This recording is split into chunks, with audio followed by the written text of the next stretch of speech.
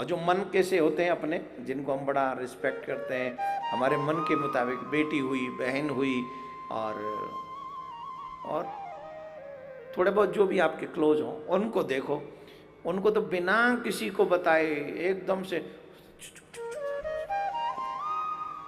Purse में mummy रख देती है, बताना मत, पापा को मत बताना, पापा को भी मत बताइयो, भाभी को भी मत बताइयो, भैया के पास चले जाओ, और ले तो और ले जा, जो दे सो भैया। ये माता जी हमेशा गड़बड़ करती हैं बेटी के लिए।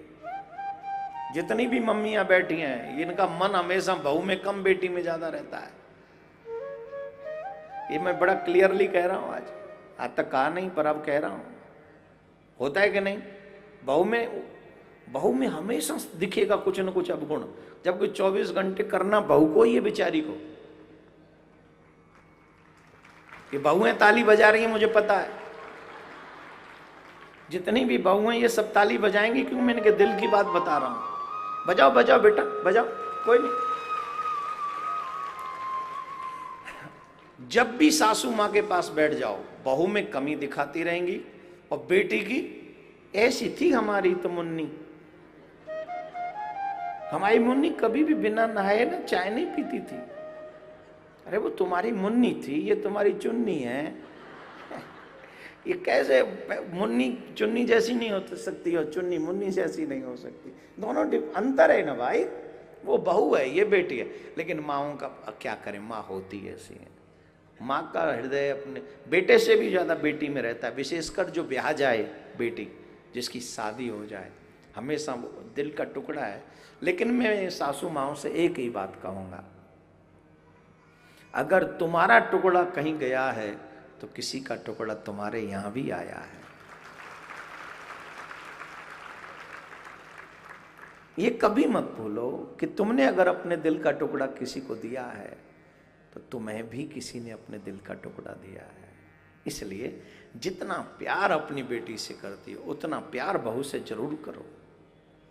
बहू को वो जगह दो, वो रिस्पेक्ट दो, वो आदर। बहू को इतना प्यार दो कि बहू को ये लगे ही ना कि बेटी में और मुझ में अंतर करती हैं। तो भारतीय बहू कभी आपका अनादर नहीं करेगी, ऐसा मुझे विश्वास है, पूरा विश्वास है। अब हमेशा कई सासू माँ तो ऐसी होती हैं जो हमेशा बहू के भैया को और मैया को और पिताजी को कोसती रहेंगी। अब तुम उसके मैया भैया पापा को रोज कोसोगी तो एक दिन तुम्हें कुछ न कुछ मिला के खिलाई देगी। एक दिन हो गया, 2 दिन हो गया, 4 दिन हो गया, 10 दिन हो गया, रोज रोज क्यों सुनेगी वो? कोई नहीं सुनेगी।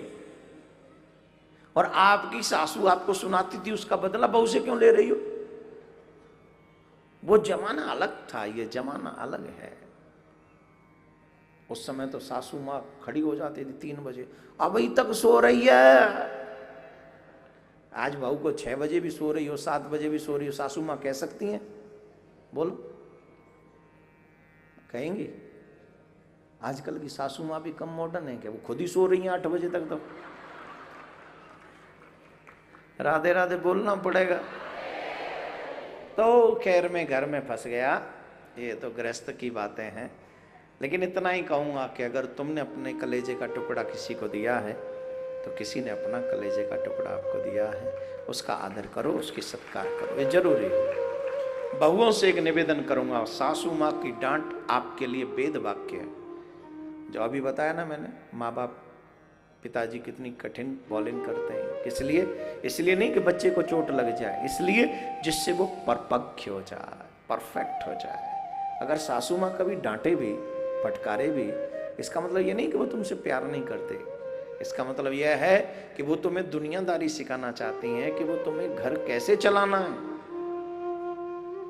खुले हाथों से बैठ जाओ तो घर नहीं चलेगा, थोड़े बहुत हाथ क्लोज करके भी रखने पड़ेंगे। अगर पति देव 10,000 कमाते हैं तो 5,000 का ही खर्चा होना चाहिए घर का।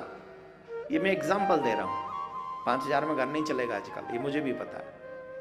लेकिन आप 10,000 पतिदेव कमा रहे हैं, 12,000 का खर्चा नहीं, को 2,000 कहाँ से लाओगे? ये सासू माँ सिखाती है।